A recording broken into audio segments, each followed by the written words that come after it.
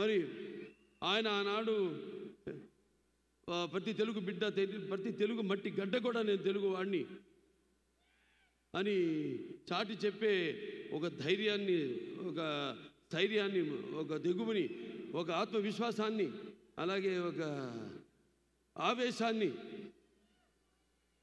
వాళ్ళని బయటికి తీసుకొచ్చి చెప్పే ఒక సత్తా ఇచ్చిన తెలుగు తేజం నందమూరి తారక రామారావు గారు.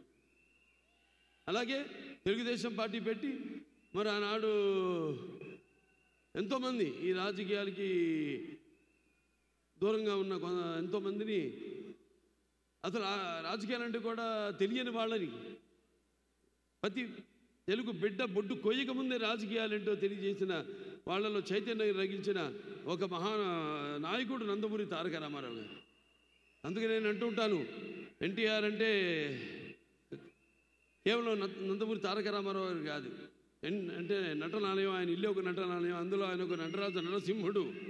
టీ అంటే తార మండలంలోని తారక ధృవ తారకుడు. ఆరంటే రాజాజు రాజర్షి రాజకీయ రమణీయ గమనీయ గుణధాముడు.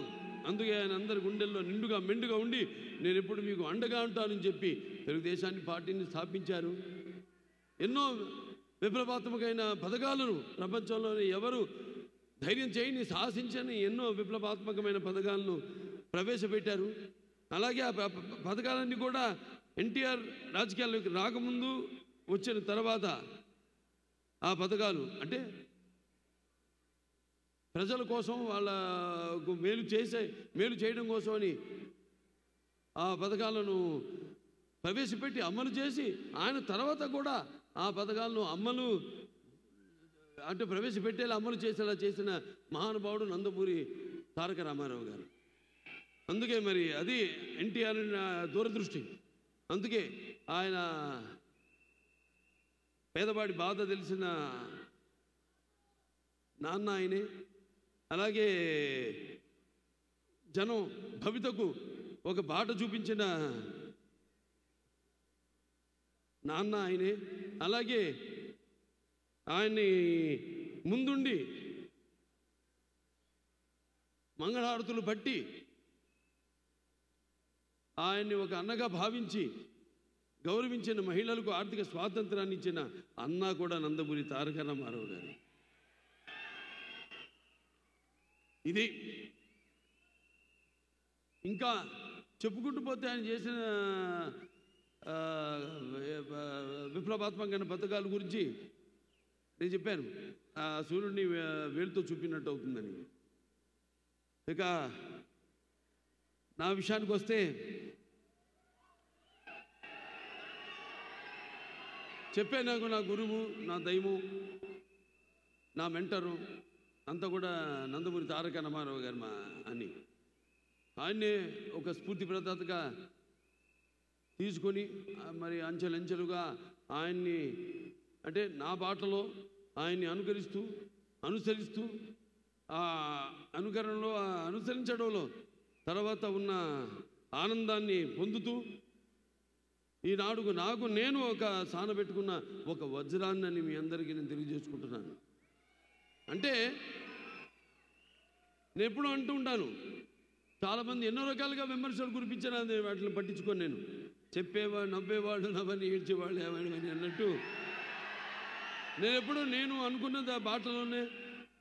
నాకు ఆధ్యాత్మిక చింతన ఎక్కువగా ఆయన నడిపిస్తాడు ఆ భగవంతుడే, ఆ పుణ్య దంపతులే నడిపిస్తారు అని ఒక నమ్మకం, విశ్వాసం, దృఢమైన విశ్వాసం వేరు, దృఢమైన విశ్వాసం వేరు. ఆ దృఢమైన విశ్వాసంతోనే ఇలా 50 ఏళ్ళైంది ఇండస్ట్రీకి వచ్చి. ఎన్నో రకరకాల పాత్రలు చేశాను. మొదటి బొట్టు దిద్దింది ఆయనే, తిలకం పెట్టింది ఆయనే. ఆ సుముహూర్తాన్ని ఏ ముహూర్తాన్ని అయితే ఆయన నా నుదుటిన బొట్టు పెట్టారో ఆ ముహూర్తం నుంచి నా యొక్క ఈ చలనచిత్ర ప్రస్థానం మొదలైంది. ఎన్నో పాత్రలు చేశాను, రకరకాల పాత్రలు, అటు జానపదాలు కానివ్వండి, పౌరాణికాలు కానివ్వండి, లేకపోతే మన ఆదిత్య తీసిన ఫస్ట్ ఇండియన్, మన గొప్పలు మనం చెప్పుకోము. ఇప్పుడు వస్తున్న టెక్నిక్ వీళ్ళు ఎక్కడ ప్రస్తావన లేదు ఆ సినిమా గురించి. చేయబోతున్నాను దాని సీక్వెల్ కూడా అతి త్వరలో. ఫస్ట్ ఇండియన్ సోషియో ఫ్యాంటసీ చేసింది మన తెలుగు వాళ్ళు అని యావత్ భారతదేశం గర్వపడాల్సింది. అటువంటిది చాలామంది తెలియదు ఆ సినిమా గురించి, వేరే భాష వాళ్ళకి. అలా ఎన్నో అటు ఫ్యాంటసీలు కానివ్వండి, పౌరాణికాలు కానివ్వండి, ఇన్ని పాత్రలు చేసే అవకాశం నాకు దక్కినందుకు అది నా పూర్వజన్మ సుకృతంగా భావిస్తున్నాను. అలాగే ఒక్కొక్క సినిమా అంటే వయసు పెరుగుతున్న కొద్దీ ఎలా అంటే ఒక సినిమా ఇంకా నాకు బాగా మెచ్యూరిటీ అంటే సినిమాల గురించి, పాత్రల గురించి ఇంకా ఎక్కువ నా సొంతంగా నేను ఒక నిర్ణయం తీసుకునే ఒక స్థాయికి నేను ఎదగగలిగాను అన్న అది ఒక దృఢ సంకల్పం, ఒక విశ్వాసం, నమ్మకం నా మీద నాకు కలిగింది. ఇప్పుడు ఇవాళ ఒక అఖండ సినిమా అయితేనేమి, లేకపోతే ఒక వీరసింహారెడ్డి అయితేనేమి, ఒక నేలకొండ భగవంత్ కేసరి అయితేనేమి, ఇవన్నీ కూడా 3 సినిమాలు. అప్పుడు 86 గుర్తొస్తుంది. 7 సినిమాలు రిలీజ్ అయితే 7లో 6 సినిమాలు సిల్వర్ జూబ్లీలు ఆడినాయి, ఒక సినిమా 100 రోజులు ఆడింది. మళ్ళీ చరిత్ర సృష్టించాలన్నా మేమే, దాన్ని తిరగ రాయాలన్నా మేమే. మళ్ళీ వస్తా, మళ్ళీ జాప్యం లేకుండా. ఎందుకంటే ఒక అవకాశం ఇచ్చాడు. అందరూ 2 ఇన్నింగ్స్ అంటారు, అది ఎప్పుడు ఏదో ఒక రిటైర్ అయిపోయినా కొంచెం దారి మార్చుకుని మళ్ళించుకుని ఏదో క్యారెక్టర్ ఆర్టిస్ట్ గాను లేకపోతే అది కానీ అట్టా కాకుండా ఇవాళ నాకు వచ్చిన ఈ అవకాశం అది నా 2 ఇన్నింగ్స్గా తీసుకుని ఈ యొక్క 3 సినిమాలు విజయం దొరత మనకు 3 సార్లు మన అక్కడ హిందూపురం ఎమ్మెల్యేగా గెలిచినందుకు నా హిందూపురం ప్రజలందరికీ కూడా నా ధన్యవాదాలు తెలియజేసుకుంటూ ఇక 2 ఇన్నింగ్స్ ఇక్కడి నుంచి మొదలైందని మీ అందరికీ తెలియజేసుకుంటున్నాను. నా క్యాన్సర్ హాస్పిటల్ ఉంది. నా క్యాన్సర్ హాస్పిటల్లో మా డాక్టర్లు, మా కార్యవర్గ సభ్యులు అయితేనేమి, మాకు బోర్డు మెంబర్స్ అయితేనేమి, లేకపోతే మా డాక్టర్స్ అయితేనేమి, నాన్ మెడికల్, పారామెడికల్, లేకపోతే నర్సింగ్ స్టాఫ్, వాళ్ళందరూ అవిశ్రాంతంగా పడుతున్న శ్రమకి ఫలితమే నా ముందు ఉన్న చైర్మన్స్ అయితేనేమి, నాకు ముందున్న బోర్డు మెంబర్స్ అయితేనేమి, వాళ్ళందరూ నాకు ఇన్స్పిరేషన్గా ఇవాళ ఆసుపత్రిని ఈ స్థాయికి తీసుకురాగలిగానంటే మీ అందరి సహాయ సహకారాలతో. నేను ఇప్పుడు ఇక్కడికి చాలాసార్లు రావడం జరిగింది అమెరికాకి ఫండ్ రైజర్స్కి. మాకు ఇక్కడ అయాకో ఉంది, ఇండియన్ అమెరికన్ క్యాన్సర్ ఆర్గనైజేషను. అలా ఇక్కడికి వచ్చినప్పుడల్లా మేము చేస్తున్న సేవలను గుర్తించి మీరు అందిస్తున్న సహాయ సహకారాలు, అలాగే బ్యాంక్స్ వాళ్ళైతేనేమి, లేకపోతే public and private industrial sectors అయితేనేమి, అందరూ దాతలు, మీ అందరి వల్లే ఆ ఆసుపత్రి దినదినాభివృద్ధి చెంది ఏదైతే అత్యాధునికమైన పరికరాలు వీటిని అన్నింటినీ అంటే అప్డేట్ చేసుకుంటూ అందరికీ మేము ఈ సేవలు అందించగలుగుతున్నాం. అది మీ అందరి యొక్క సహాయ సహకారాలు ఉండబట్టే తప్ప లేకపోతే నా వల్ల సాధ్యం కాదు. ఒకటి నాన్నగారు పేరు, రెండోదేమో అమ్మగారి పేరు.